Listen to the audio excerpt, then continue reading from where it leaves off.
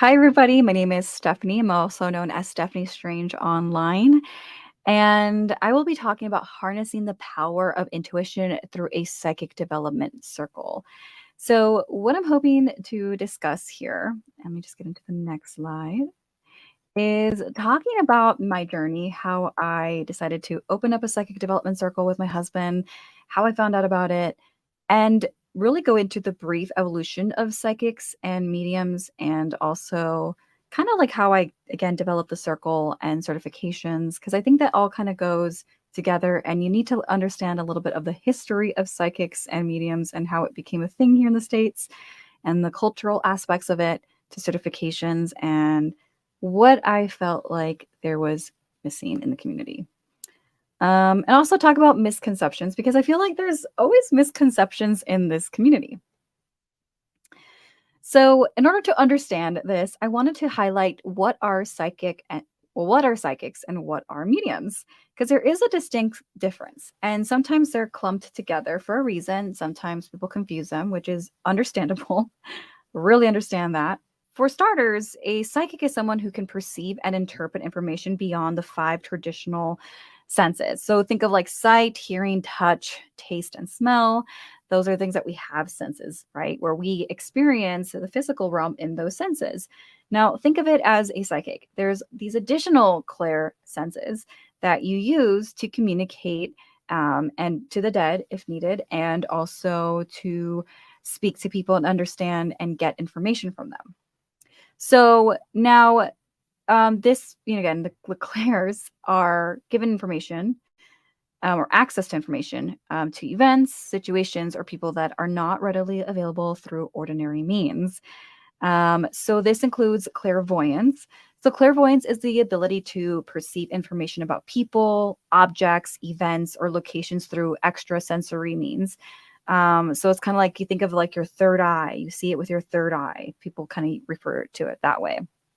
There's also clairaudience, which is accessing information or messages from the spiritual realm. So sometimes you hear things like spirit saying something or your guide saying something that's not physically there. That would be your clairaudience or your clairauditory sense.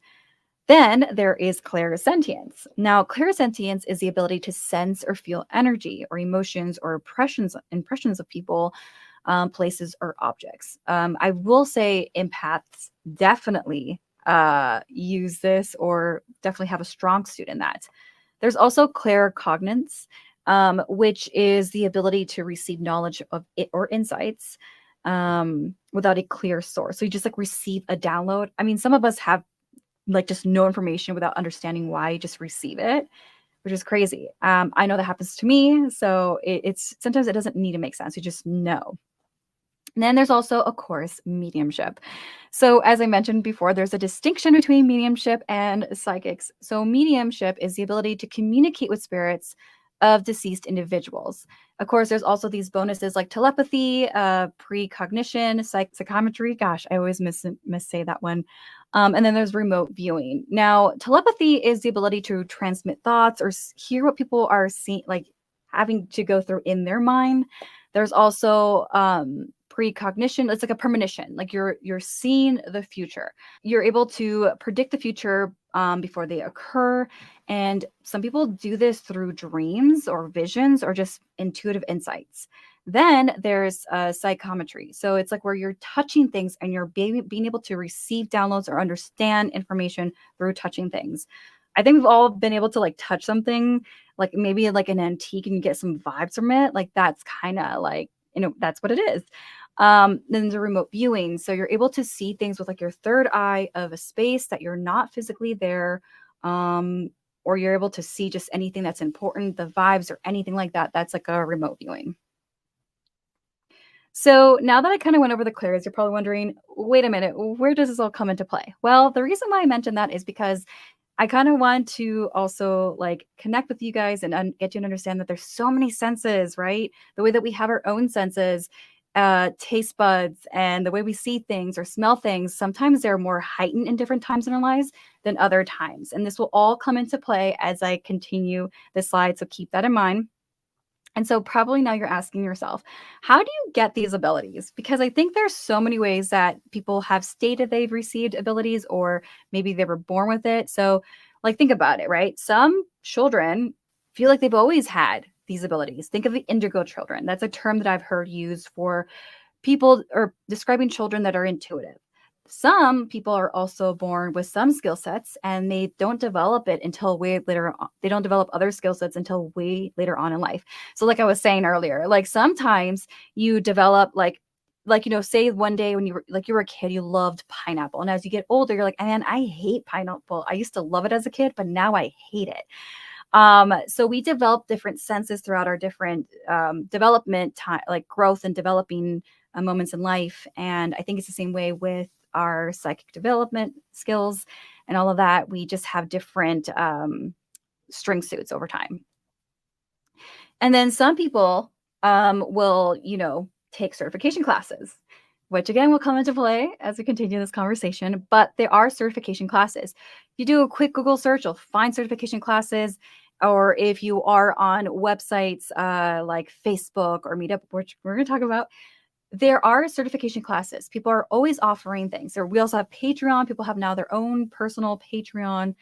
And some people also just develop their skill sets through divination tools. So think of like tarot, pendulums, Ouija boards, all kinds of divination tools that people use to understand their messaging, their divine spirits, and so forth. So now that we kind of got into the abilities and senses and talking about how senses develop over time, some people, the idea of being intuitive, whether you're a psychic or maybe you're a medium, these things have been around in different cultures in different ways. And over time, people, now that we have so much accessibility to one another, some people have been able to tie in some of these things, which we'll get into. So in some cultures, like in indigenous cultures, and I'll bring it here specifically in like North America. So earlier this year, I had the lucky, fortunate ability to sit down with two Navajo brothers who are paranormal investigators. And one of them, it was elected from his tribe to protect a sacred mountain. He had abilities to speak to the dead and all of this stuff and have intuition. So he traveled through North America, Central America, and so forth to different tribes to learn the old ways. So some indigenous cultures have these traditions of medicine people. I'm going to call it medicine people. And they are elected to learn these abilities, to own in on these abilities, to protect, like in the example of the person I met this year, a sacred mountain. Some of them are spiritual leaders. They possess psychic abilities to communicate with ancestors or spirits and access other dimensions to give guidance to their community or their tribe or whoever is seeking their help. So again, these are really important things that will come into play because the guidance is very much centered around their community. Then we have meditation and energy practices. So in many Eastern cultures, such as those like in India and China, they develop meditation to own in on your higher self and your energy, and of course, other means, of course. But this is a cultivation or cultivated practice. Practices like yoga and Tai Chi aim to balance and harmonize one's body and energy. And some people believe that by doing so, you can heighten your intuition and your awareness of the energy around you and yourself. These techniques also facilitate the opening of the third eye. So where people start hearing that terminology, it is believed to be tied into Eastern beliefs.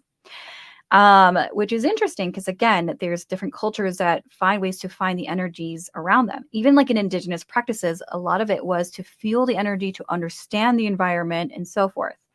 Now, we also kind of dabble a little bit more present with like mediumship and spirit connection. So like in various cultures throughout history, they have practiced mediumship to communicate with spirits and ancestors and other worldly entities. So think of like in ancient Greece, there is the Oracle of Delphi served as a conduit between mortals and the god Apollo. In Victorian times, more present, like the last 200 years, there were seances that people were hosting, and this gained such popularity that we'll get into. And it was so popular in Europe and here in the United States. And of course, this was a lot to do with communicating with the deceased. Now, I'll bring it even closer to Latin America, curandismo and brujeria. In various parts of Latin America, there is this healing practice or this type of magic or spellcraft or whatever you want to call it. This includes aspects of psychic work and divination. Curanderos and curanderas may use remedies to address spiritual and physical ailments. Some of them have used eggs for cleansings, limpias is what they're called, and card readings and herbal remedies. I've seen that. And in general, brujeria is a term often associated with witchcraft. It means witchcraft. As a Latina, like I definitely saw some of these things in my own home. So some of this does involve spell work, divination, and psychic insights. And even bringing it into curandismo and brujeria, a lot of these practices can be really drawn back to times of the Aztecs and Mayans and other major tribes in certain parts of Latin America. And that was easily tied into other things as colonization took place in these countries. And so they had to find different ways to continue their work. So it's interesting because in some of these communities, and I know, talking to some of the members of my family, they would turn to these brujos or brujas for guidance or for help. And as we can see in what I'm mentioning now, these figures in some cultures are a leader or are actively helping a community. And notice how I keep talking about community because this is all going to fall into play. So now we're bringing it into the 19th century and the spiritualist movement because this was very big here in the United States. And as we know, the United States is a country that has so many different diverse voices, and we're always having conversations on how to preserve culture and education on it. So in the 19th century and in the spiritualist movement, we saw a huge emergence of psychics and mediums and psychic mediums both. And in the 19th century, we saw a lot of momentum. There was big names like the Fox sisters. They gained so much fame for their ability to communicate with the deceased. There were seances and mediums that were capturing the public imagination with what they could do and who they could communicate with.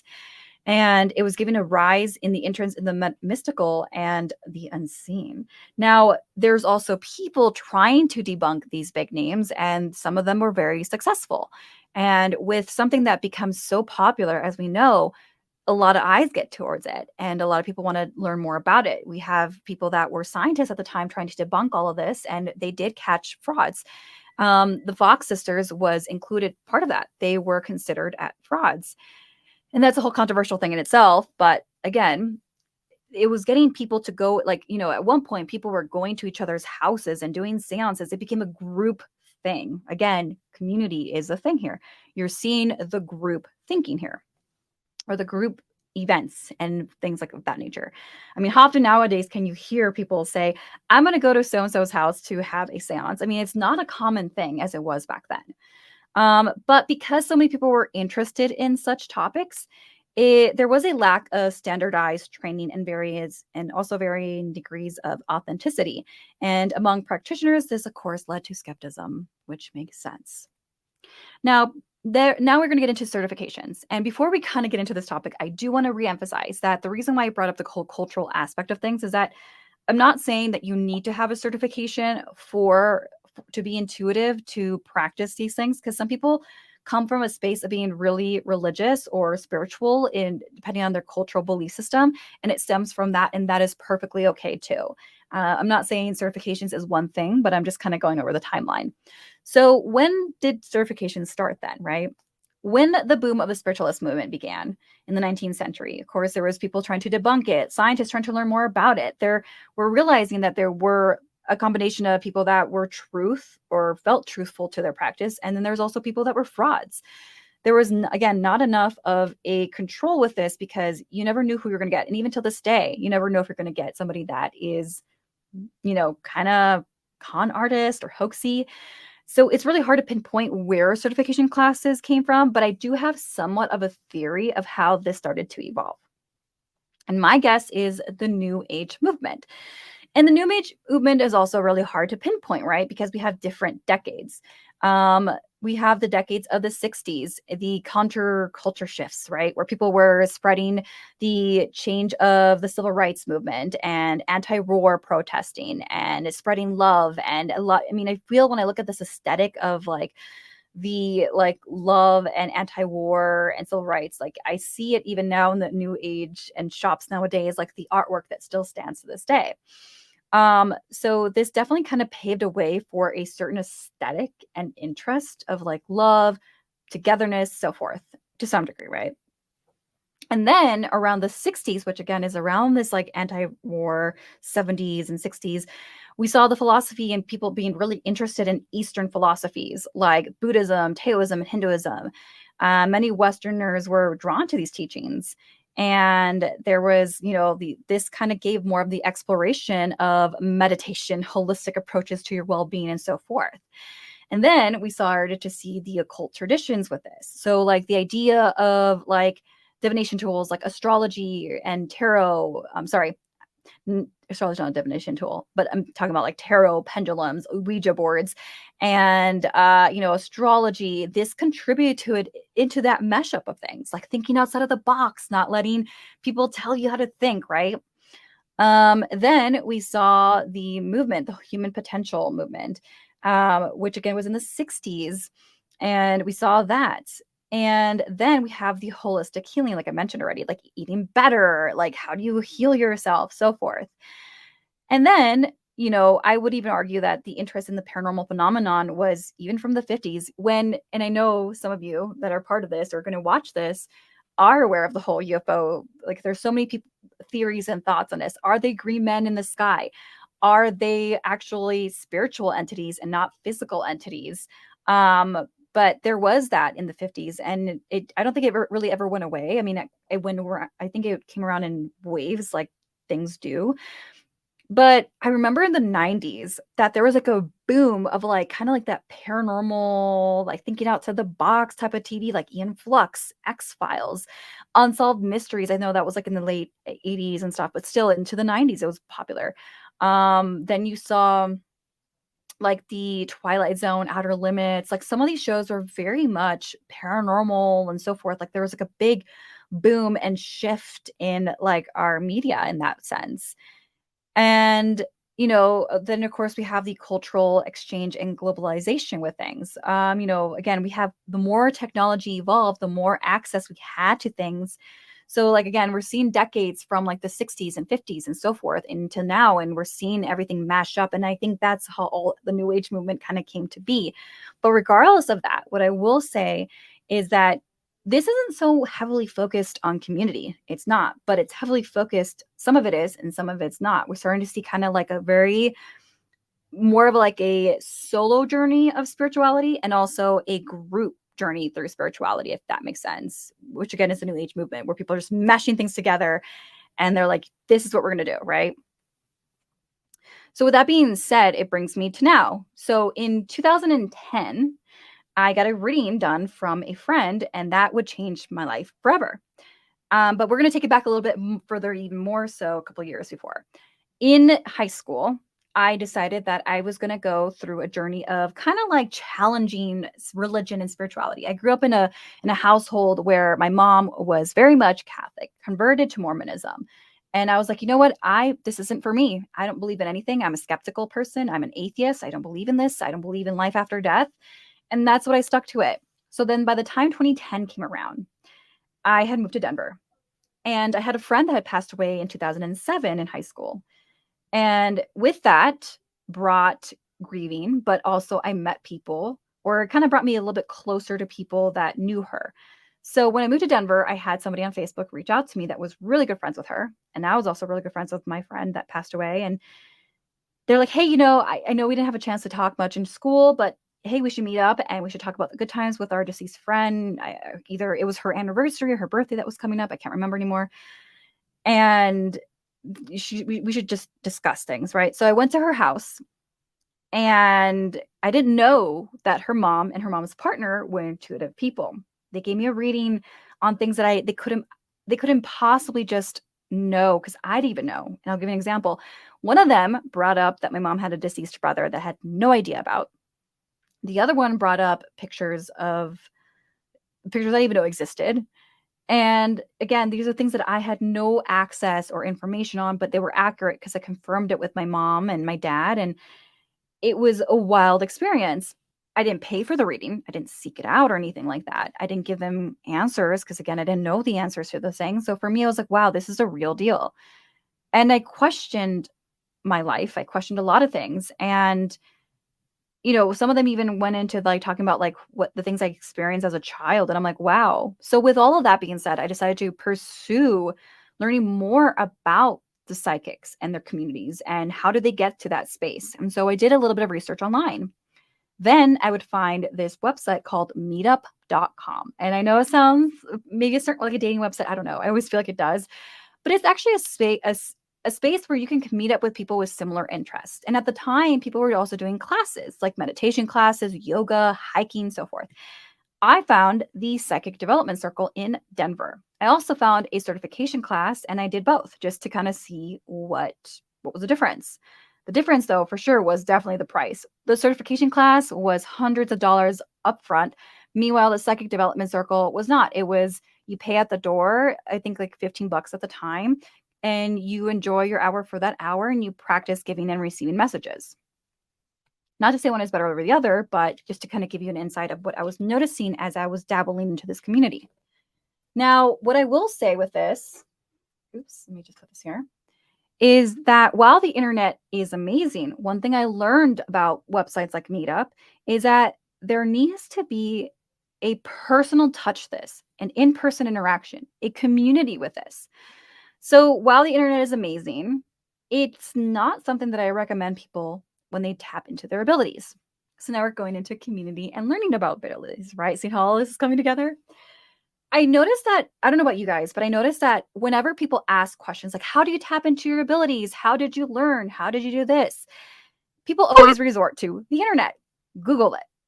And that drives me insane because some things like being a psychic or developing your psychic abilities and your mediumship abilities is a lot more complicated than just reading a book on it. You're going to need to practice because you're actually going to practice on people and you're going to eventually, some people want to pursue a job with it or whatever, right? So I learned that sites like Meetup made an impact. Without Meetup, I don't know how I would have ever gotten into this space, especially specifically the psychic development circle. It was a safe space, a community that I can go to on a Friday night and learn from my mistakes and learn from one another. Now, the certification class was great too, but it was more authoritative. It was like, here are the steps. Here's how we practice. We're going to practice. We're going to do all these trial and errors for a certain amount of time. And once you're done, you get your certification and that's it. But that's just simply not how I truly believe this works. I also looked into occult shops. So luckily, when I was in Denver, I found a lady that ran una botanica, basically like, a place where you can buy stuff for spells, get readings done, so forth. I would also, occult shops are like that in English. And there's also crystal shops. Some crystal shops also provide other things other than just crystals. They'll also provide classes, like things for spell work, candles, so forth. You get the gist of it, right? Divination tools too. You can buy that. But your local shop is going to be, if you can't find websites like Meetup or you don't have a Facebook where you can find groups where people are going to be hosting these things, I really recommend your local occult shop. Why? Because you're contributing to a small business. You're learning from people that have a specialty, that run a business. And they're going to also show you and maybe perhaps, and I hope, talk about other local things happening in your local community. Now, most people, I've noticed, make this whole journey of being a psychic or mediumship a very solo journey. And it's really sad because, like I mentioned, psychics and mediums for years and other cultures have been a significance to a community. They've brought guidance. It is a way to connect with one another. You don't just wake up one day and you're like, okay, I'm ready to have a business. I'm here. It just, that's not how you develop it. Also, I think the internet is overly saturated. There's so much information. And I think we've all been there where we've told somebody, like, well, did you Google it? And they have like information that's so warped and biased. And I'm not saying that spirituality, there's a right or wrong, right? I'm just saying that you really do learn so much about cultures, other people, yourself, your identity when you have conversations with other people and you have a community to lean on. So while the internet is great as a good starter, maybe you can get some books, maybe you can find websites where there's events happening.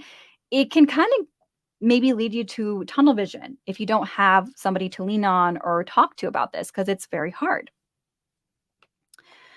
And so that brings me back to like my journey and the psychic development stuff that I'll get into. So for 10 years, I had been part of a psychic development circle in Denver, led by Charles Cox.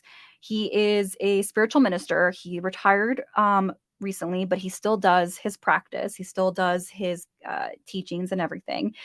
And it had been 10 years. I had been so lucky to live in a state where the largest psychic development circle was being held. Little did I know, not many people do this, and not many people know about psychic development circles. So I realized that moving to LA County, it was so different, which baffled me because it obviously LA in general is one of the most biggest cities and largest cities in the world, and it has a lot of people. And while there is a community, and I've learned a little bit about the community after 2 years of being here, I realized that there was still community driven things missing. There wasn't a psychic development circle like I had been partaking in the last 10 years.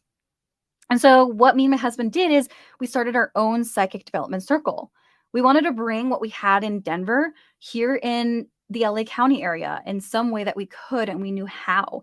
And in the few classes and in the year that we've done this, we've realized how much this was needed. And that's why I'm here to talk to you about it.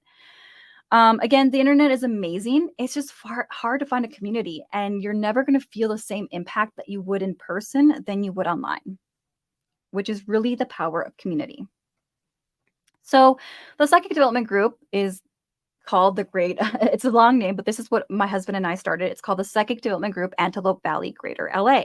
We are on Meetup. You can use the app. You can also use the website. It's free. We also work with 3 shops, the Crooked Path in Burbank, the Old Emporium in Santa Clarita, and we also work at another shop here in Palmdale, My Lucky Karma. And what I've learned is that in 3 shops in 3 different locations, no one has ever heard of anything like this or seen anything like it. So it just goes to show that in our own community, we're missing, no pun intended, a community. And so I've been really lucky to work, me and my husband have been really lucky to work with these 3 shops and bring this community, and people have learned from one another, uplifted one another. It's been an amazing experience. But here's the thing about why circles are important, and it's not just for beginners. First of all, we are human. We're human, and as I mentioned before, we develop senses in different parts of our lives. One day we like pineapple, the next we hate it, right? One day we can smell like amazingly well, the next we can't. And also the way we talk, our speech mannerisms and how we process things and how we see the world shifts. And as people, we need to understand that our skill sets, our abilities as psychics or mediums are always going to shift. As we get older, we're going to go through different periods in our life that maybe how we used to communicate is no longer the same way. And so the circle is a way that people can, from all different walks of life, come together and share with one another the journey of what it means to be a human, but also communicate with the deceased and also really develop these psychic abilities in so many ways that I don't think as a person doing this solo could ever gain. And again, you learn so much from one another. And we need to learn from one another. As I mentioned, there's cultures from around the world that were very much community driven. Psychics are not always looking to also have a business. And so once you get a certification done, what do you do then? There's people that still want to practice, that still want to feel like they're part of something. And I've seen it so many times after over 10 years of doing this. People are looking to have a place where they can sit down and learn from one another. And so we were able to offer that. So whether you live in LA, and I would really hope that you want to join and sit down with one of our development circles. If you don't live here and you don't have access, or maybe you're not seeing something like this on Meetup or Facebook or anything like that, what can you do? Well, what I will say is that if you are going to take a certification class, whether it's tarot, psychic, mediumship, whatever it is that you're doing, I really encourage that you make friends with these people that are in these classes with you and you ask, hey, let's sit down and practice. Continue this safe space for one another because community is so important. And it's something that is very much missing in this community. And it's something that, as I mentioned, has been around from the spiritualist movement to indigenous tribes learning from one another to even people in Latin America. It shows that there needs to be a community. You don't just wake up and you're a specialist one day, you are always evolving and growing. It's also a safe space to maybe want to polish some abilities that you know you have, but you just didn't know how. Um, and also, it provides a way for us to not be because I've been in towns, I've been in spaces where it is very competitive when it doesn't need to be, and it's okay. So again, it just shows that we can uplift one another, whether it's providing the incentives. Like for us, we do the circle and we give 50% of our proceeds to the shop, and that uplifts that safe space and people to continue to grow. We need to be in these spaces and provide that. It's a very scarce thing. So here's a couple of pictures of both Meetup and our group. So again, we're called the Psychic Development Group, Antelope Valley, Greater LA. My husband Carl and I have organized this. We now have 88 members, and there's a little bit of a bio. So for people that want to develop their abilities, and also in the corner, it's just kind of like a little slogan or logo from Meetup. You can see here at the very bottom, it says there's this like a people platform where people bring interest and they bring the interest and become friends. And I love that so much because again, that's how I met my husband, how I met really good friends through Meetup. I can't thank this app or website. But there's also Facebook too. There's other places that you can do that, but it's a lot easier when there's a platform dedicated to that. So all of this is to say that, whenever you join a psychic development certification course, just know that there's spaces like us, whether you're here in LA, you can join our group, go to Denver if you find that, or if you want to start your own and you're in a different state. I really feel like all of this is to say that we need more community in this space. And in your journey, if you want to continue practicing, I'm hoping to see more people do this more and more and more. But it's okay to want to have a community and just know that there's resources out there for you. And I hope that this helps whether you are trying to start, whether you're trying to find a community, whether you are in the space and you're trying to find how you can make a mark in it. I hope that this panel really helped you understand how we can bring more awareness to the community and uplifting one another. Thank you guys so much. And if you have any questions, feel free to let me know. All right, bye guys.